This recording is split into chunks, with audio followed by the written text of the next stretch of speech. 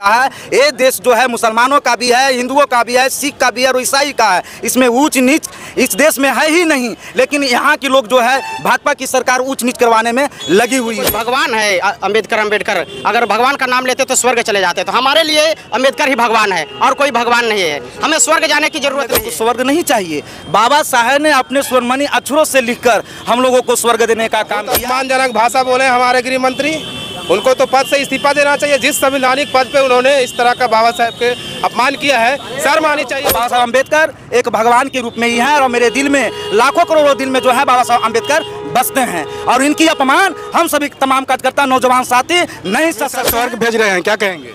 हम लोग को स्वर्ग नहीं चाहिए। हमारे बाबा साहब जो संविधान में लिखे हैं वही हमारे लिए ही स्वर्ग है। मान जी समझे आप इस बात को कि अपने ही परिवार को अपमान किया जा रहा है और आप सभी लोग अपने आंखों फाड़ फाड़ के देख रहे हैं। तो ये अपमान, ये हम लोगों की समाज और आपकी समाज जो तमाम लोग हैं वो अपमान का बदला आपसे जरूर लेगी आने वाले समय में।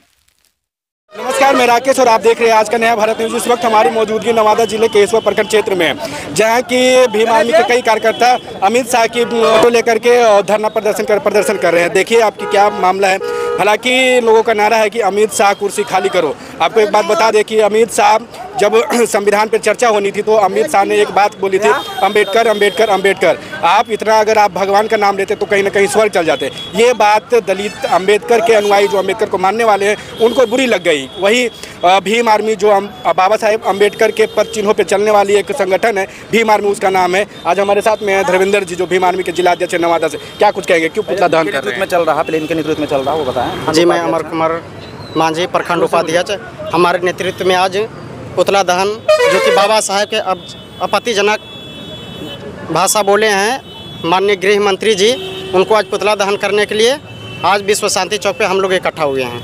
क्या ऐसी बात बोल दी है वो? ऐसे बोलते हैं कि कोई भगवान है अंबेडकर, अगर भगवान का नाम लेते तो स्वर्ग चले जाते, तो हमारे लिए अंबेडकर ही भगवान है और कोई भगवान नहीं है। हमें स्वर्ग जाने की जरूरत नहीं है, हमें यहाँ रहकर बाबा साहब का अपमान सहना नहीं है। अच्छा, आए दिनों कई दलित संगठन पार्टियां अमित शाह की पुतला दहन करने का कार्यक्रम कर रही है और आगे शायद होगी। अब आज भीम आर्मी के जिला अध्यक्ष क्या कुछ कहेंगे? जिस तरह से बयान माननीय गृह मंत्री अमित शाह जी ने दिया और भरी सदन में कि अंबेडकर अंबेडकर अंबेडकर कोई भगवान है क्या, इतना अगर नाम लेते तो स्वर्ग में रहते, तो हम लोगों को स्वर्ग नहीं चाहिए। बाबा साहेब ने अपने स्वर्णमणि अक्षरों से लिखकर हम लोगों को स्वर्ग देने का काम किया और हम लोगों को नहीं सभी समाजों को वो देने का काम किया। तो ये हमारे समाज के लिए बाबा साहब अम्बेडकर एक भगवान के रूप में ही है और मेरे दिल में लाखों करोड़ों दिल में जो है बाबा साहब अम्बेडकर बसते हैं और इनकी अपमान हम सभी तमाम कार्यकर्ता नौजवान साथी नहीं सह सकते हैं। अगर इससे ज़्यादा भी अगर ऊपरी आदेश हमारे संगठन के आया तो करो और मरो का भी हम लोग इंतजाम में रहेंगे। कई ऐसी संगठन कई ऐसी राजनीतिक पार्टियां हैं जो दलितों की पार्टी है और वो एनडीए के साथ में है, अमित शाह जी के साथ में। कोई भी ऐसा बयान उनके पद से नहीं आया, चाहे वो रामविलास पासवान के पार्टी हो, चिराग पासवान या फिर जीतन राम मांझी जो हम पार्टी के राष्ट्रीय अध्यक्ष हैं। देखिए सबसे पहले तो मैं भीम आर्मी जिला अध्यक्ष हूँ और हमारे प्रदेश से जो भी है और राजनीतिक मुद्दे पर भी जो बात को बोलना हो मैं बात बोलूँगा।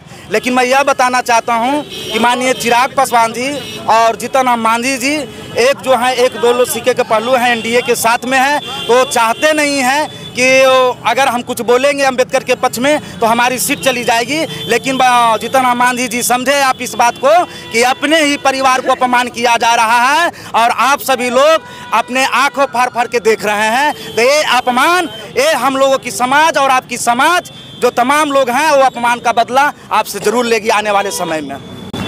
हर दिन कहीं ना कहीं जो बात की जाती है अंबेडकर के प्रति जो भाषा कही है वो आप अभद्र कैसे कर रहे हैं जो अमित शाह ने बात? बहुत अपमानजनक भाषा बोले हमारे गृह मंत्री, उनको तो पद से इस्तीफा देना चाहिए। जिस संवैधानिक पद पे उन्होंने इस तरह का बाबा साहब के अपमान किया है, शर्म आनी चाहिए उनको कि हम देश के महान संविधान निर्माता, शिल्पकार, बहुजनों की आवाज़, जो हर एक वर्ग के लोगों को उन्होंने साधन संसाधन की सुविधा दिया है, उन वैसे महान व्यक्तियों को अपमान करने वाले उनको इस पद से शर्म से डूब के मर जाना चाहिए, इस्तीफा दे देना चाहिए ऐसी गृह मंत्री को। तो उन्होंने गलत क्या कहा? नहीं तो उन्होंने उनके लिए हो सकता है, उन्होंने सारी सुख सुविधाएं जो उन्होंने कहा स्वर्ग में मिलेगा क्या? आपको पूरे लग्जरी घर में रहते हैं, लग्जरी गाड़ी आपके पास, आने जाने की सुविधा लेते हैं संवैधानिक अधिकार से।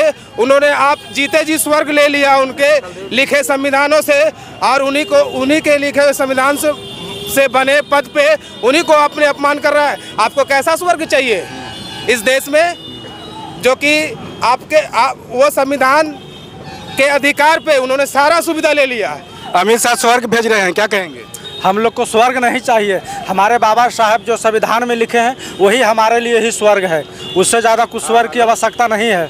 हमारा संविधान ही हमारा स्वर्ग है। हम संविधान को पढ़ेंगे, अपने आप स्वर्ग में चले जाएंगे। और जो क्या कुछ कहेंगे? हम लोग आज जो सदन के उच्च सदन में भारत के गृह मंत्री माननीय अमित शाह जी जो भारत के संविधान निर्माता हैं, उनके बारे में जो अपमानजनक टिप्पणियाँ की है संविधान के संबोधन में, वे देश ही नहीं बल्कि पूरे विदेश उनको घृणा कर रहा है। और उनके बाबा साहब के प्रति, संविधान के प्रति जो करोड़ों लोग हैं, इस बात से काफ़ी दुखित हैं।